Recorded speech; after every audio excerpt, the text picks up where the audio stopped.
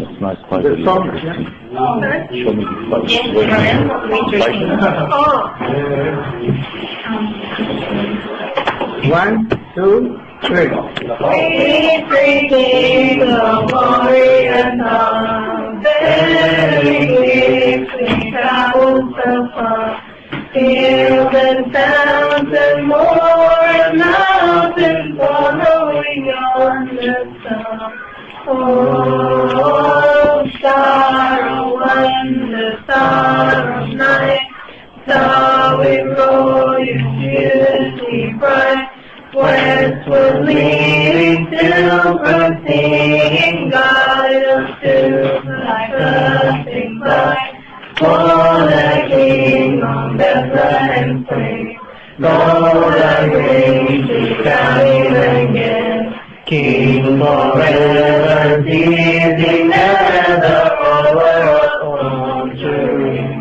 Oh, star of wonder, star of night, star with royal beauty bright, westward leading till proceeding, guide us to thy perfect light.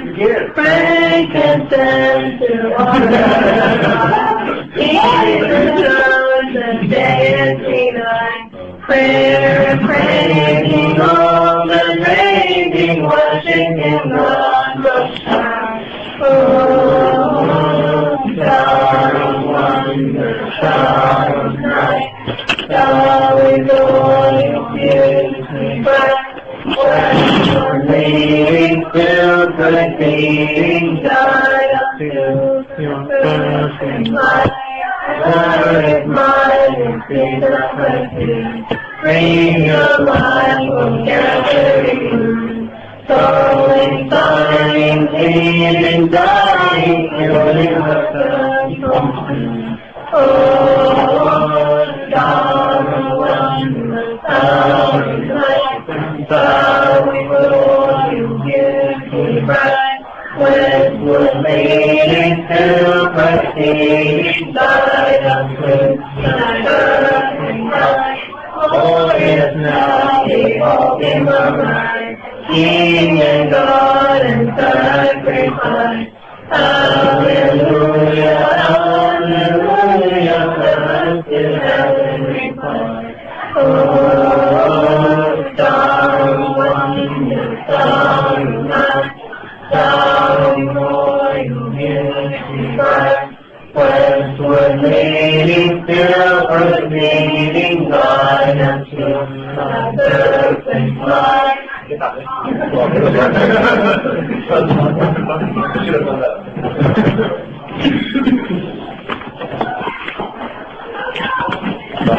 Father, Son, the Holy Spirit, one God, Amen.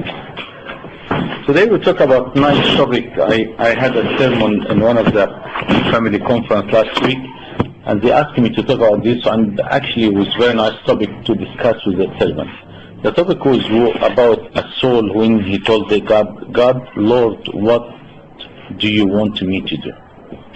Lord, what do you want me to do? It's a very important question we need to ask that. If we are a servant, if we are a parent, if we are a cannabis, with our life to be monk or priest or whatever, anyone, he needs to ask this to God. We read the story of St. Paul, and we see what St. Paul he was thinking he do correct, but when he wake up to himself after a big shock from God, he starts to realize, I can't do anything unless I need to ask God, what you want me to do. So then Saul, book of Acts chapter 9, we start from verse 1, please.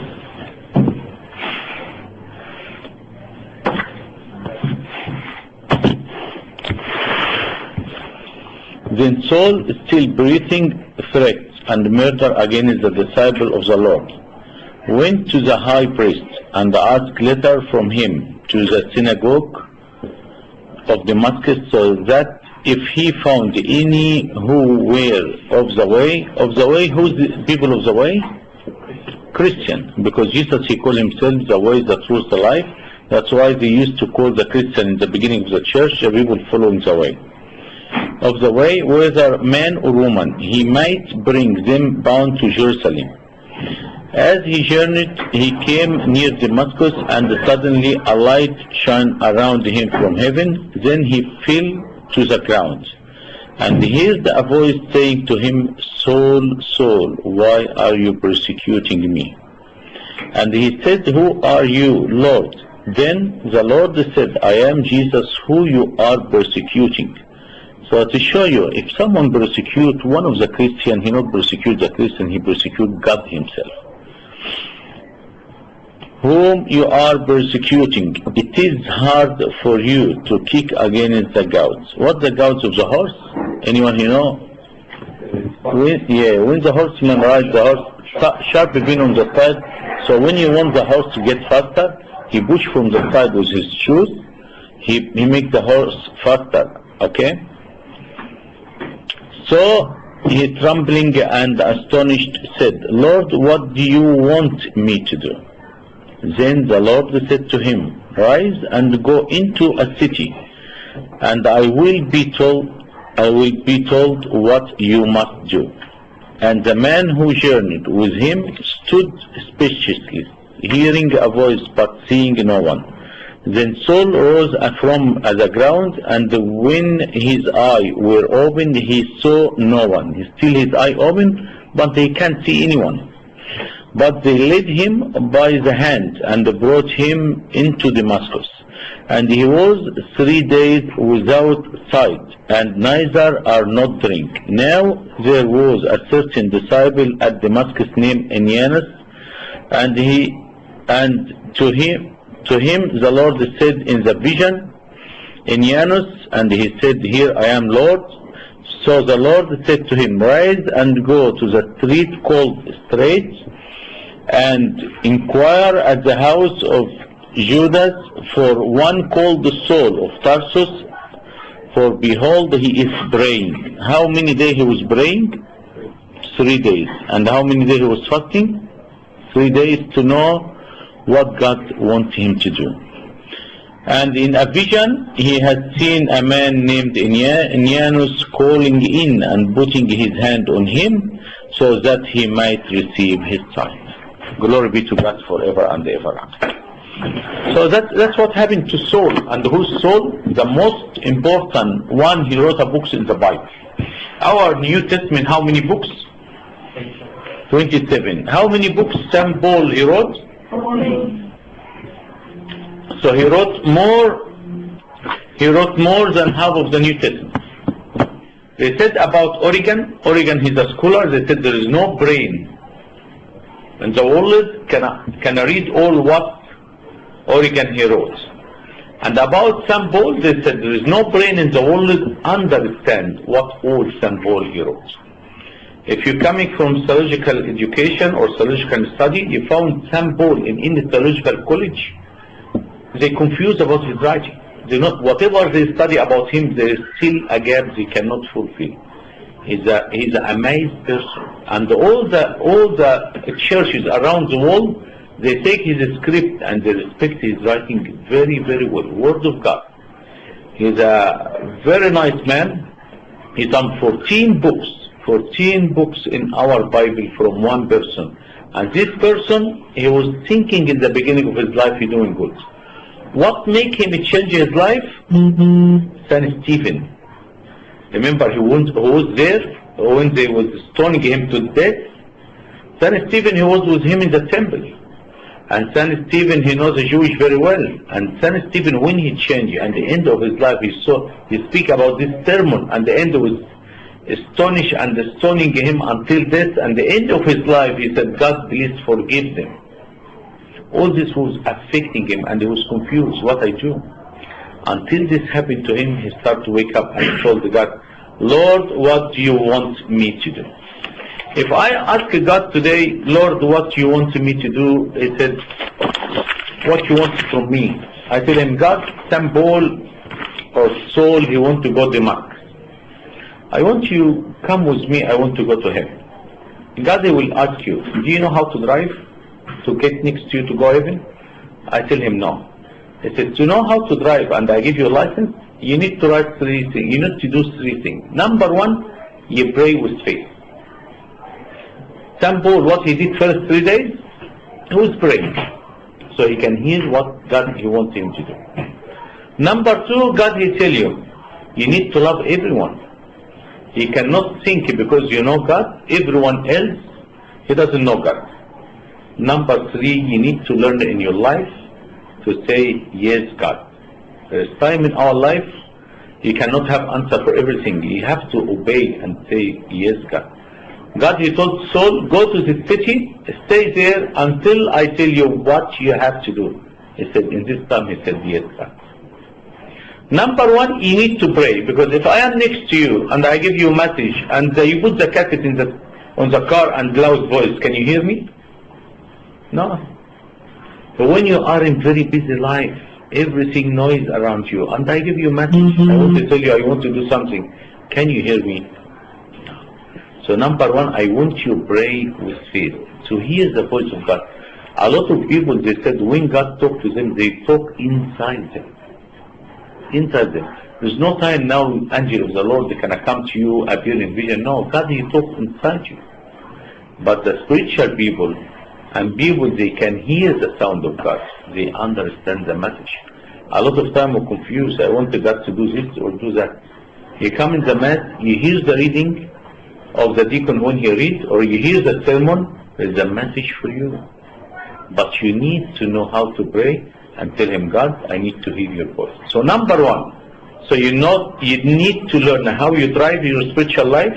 You need to know how to pray and how to have a faith in your prayer. God, he will send you a message to tell you what I want you to do. Number 2, we need to love everyone, whatever his religion, whatever his color. He's still human, and the God, he loves him like everyone, because God is our Father. One of the bishops in Monofea, his name Amba Binyamin, what he done? He got a big diocese. One day he found one young youth who was the faculty of engineering study, and they come to him, he wasn't Christian. He told him, listen, my parents passed away, and my uncle, he took all the money left. He doesn't want to even to give me money to continue my education. And one of the people, they said, you are a nice person, that's why I come to you to help me until I finish my education. He called his assistant, he told him, go get him some furniture from upstairs, go rent him a room, and they start to give him money. Every occasion he gave him clothes, he gave him food, and gave him money. Until this student, he finished and he has work. When he come, he start work, he want to get some money back for the bishop. He told him, listen, you lent me this money, now I start to give you bit by bit until I finish everything. Thank you very much. You looked after me until I finish my education. The bishop, he told him, I cannot take anything from you. You, like our Christian people, like my son and daughter.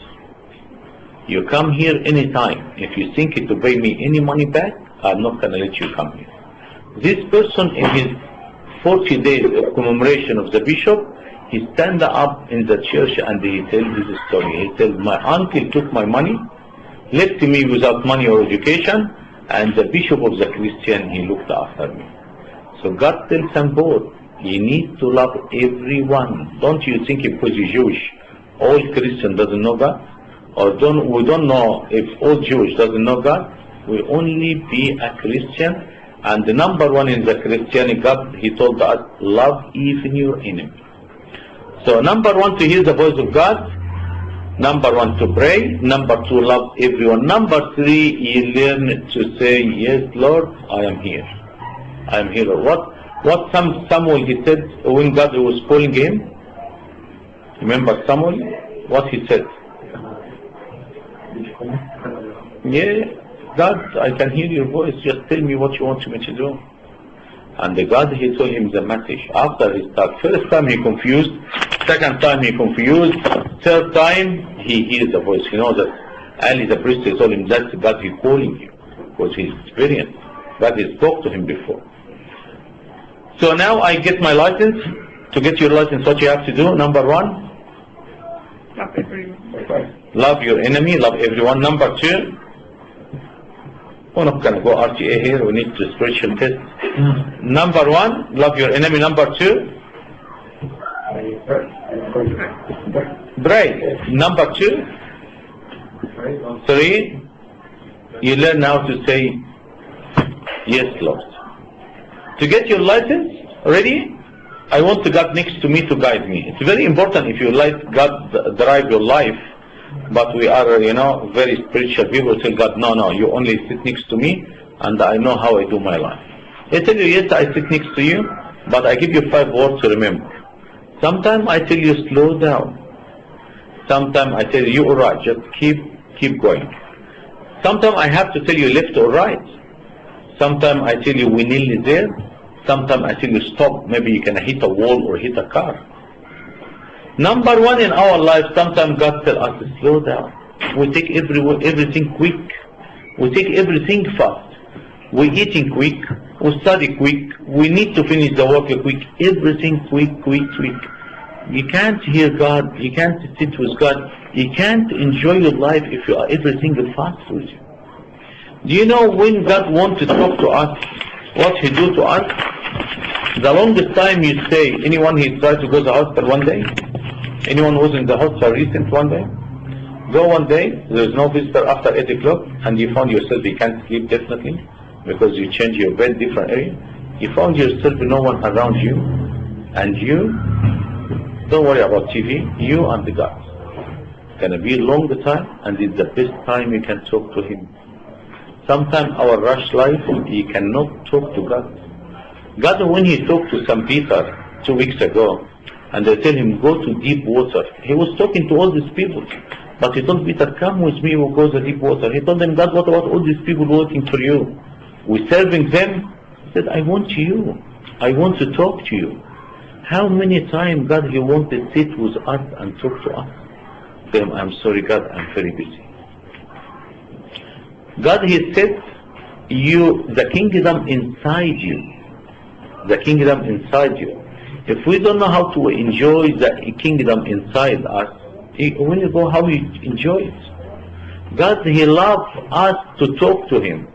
God, He loves us to sit with Him. Sometimes He tells you, slow down. Slow down. When you're going very fast, you can hit anything. Slow down. How many times I drive someone next to me? Slow down. Slow down. Did we tell anyone? We should be in our life like this. Slow down in your life. Don't take everything quick. Slow down. Slow down. And I was visiting one lady, she was very sick. Last week I went to the hospital. After I visited her, we nearly finished. She said, no, please sit some more. Sit some more. She has no one to sit with her. Sit some more. This lady was very, very, very active, was 70 years old and still working. Everything quick in her life. But when she went to hospital, she found there's time she needs to slow down. There's time she needs to sit with people. There's time we need to talk to people. Don't take everything quick. One of the doctors, he was very intelligent person, young person. And the priest, he said he was a good deacon with me, and I remember he have very good voice, and he knows the hymns very well. And after he graduates, he's very busy because he's talented. He opened one surgery here, one surgery here. His wife started to complain about she not seeing him at all. And Abuna, he talked to him 2-3 times. He said, Abuna, I need to make some money for myself. When we retire, we have something. Abuna, I'm very famous, that's why. Abuna. And Abuna said, I went to America. I come visit the church again. They told them this person, 20 minutes, he took heart attack. He's very young, 35 years old, and be gone. Did he got time to enjoy the rest of his life with the money he make? He slow down. Solomon the king, after all his life experience, he said what he said in his book. He said, for everything under the earth time. For work time, for God time, for your life there is a time. Slow down. So number one, God to tell you to reach the heaven, you need to sometimes to slow down, or you cannot finish. You cannot hit your car, you cannot hit yourself, you cannot see you in the hospital. Number two, sometimes he tell you keep going. You're very good. But balance your car, watch the camera, watch your speed limit, and you keep going. What God you want me to do? I'm not going to tell you, you be monk, you be priest, or you do something like this. You're doing good. You are a servant, keep like going. But little bit more be honest with your service. Little bit more you be honest with your prayer. Little bit more give time to God. Little bit more with your Bible. Little bit more with this. But you're doing good. Keep going as it is. You need to give time to your family. You need to give time to your kids. You need to give time to anything. But keep going, you're doing very good. Number three, sometimes he tell you left or right. You need to take decision in your life. You have an evil person around you or an evil friend around you, get them out of here. Get them out. Take a decision in your life. You already have enough work. Why you need to put yourself in another business? You have enough money. Why you need to more and more? You already have enough in this or that. Enough. Get out of the danger you are. If this job not gonna get you closer to God, or this job have a lot of shift, you're not gonna come to church Sunday or your service, try to change. Change, left or right. You can't go straight away. You will lose in faith. Go left or right. One before the end, they tell you, we're nearly there. You look to your watch, God, we've been longer time here. I'm 70, 80 years old. I look to my watch, we're nearly there. Sometimes you serve very well, and sometimes you need comment. People tell you you're doing very good. Or the sermon was good. We had very good your class today. And the kids tell you, oh, it's nice story today, or nice topic. Sometimes we need some encouragement. Tell you we're nearly there. Sometimes you need some encouragement. Sometimes you need something like it. One servant, he told me one time he will have a problem in his church, in the service, and his church after the name of St. Mary. And one lady, she come tell him next day, listen, St. Mary, she love you very much. He was interceding here to help to solve this problem. He said, why? She said, I saw a dream and St. Mary was looking to you all the time. To give you idea, to tell you, yes, she hears the prayer. She know you are in trouble, or she know you need a support or assistance. I'm watching you. They tell you, nearly there, we're nearly there. You're doing very good job. Keep going. In Book of Revelation, God, he told one of the church, he said, I know how hard work you do. I know how honest you are in the service. Alright? So sometime like this, sometime people tell you, good job, keep going on this one. Sometime in our life, last one, so we repeat again, first one, what God tell us? Slow down in your life. Slow down. You need to watch what you're doing. Number two, keep going, but fix up some, be honest with some little bit more prayer, some more reading Bible, and some of this one. Number three, left or right. Number four, we nearly finished too. Well, last one, sometimes God, he will tell you, stop. Stop. You're gonna hit someone. You're gonna hit yourself. You're gonna harm someone. You're gonna harm yourself. Okay? Sometimes God tells you, stop. Stop what you're doing now. Stop. A lot of stuff, if you didn't stop, you put yourself in big danger. A lot of stuff, if you try or you do mistakes, some mistake can change your life. A lot of stuff, God tell you, stop. Stop, see what happened. Maybe people need your help. Someone, he bought a new car, driving around with his car, very happy, and he got someone threw a rock, bang, in his car. What this man done? He stopped the car. He found a little kid like this. He grabbed him from chest, bang in the wall. Do you know how much it's gonna cost you and your parents to fix up this damage now? The guy didn't talk.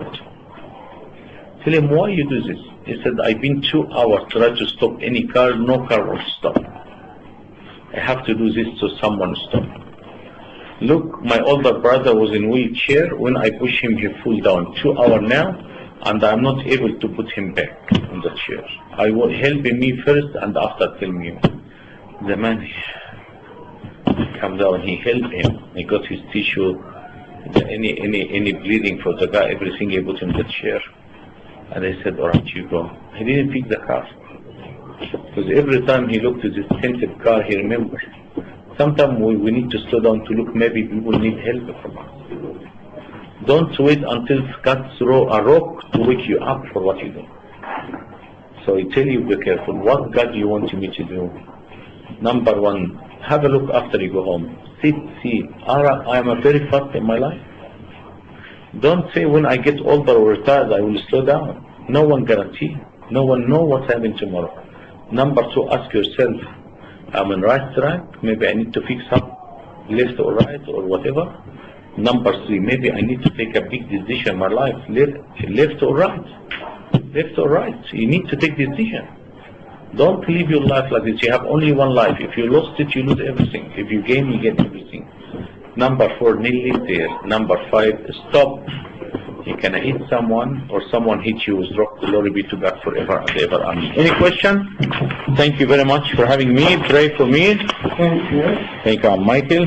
You can go get your license now from RTA. Just a second.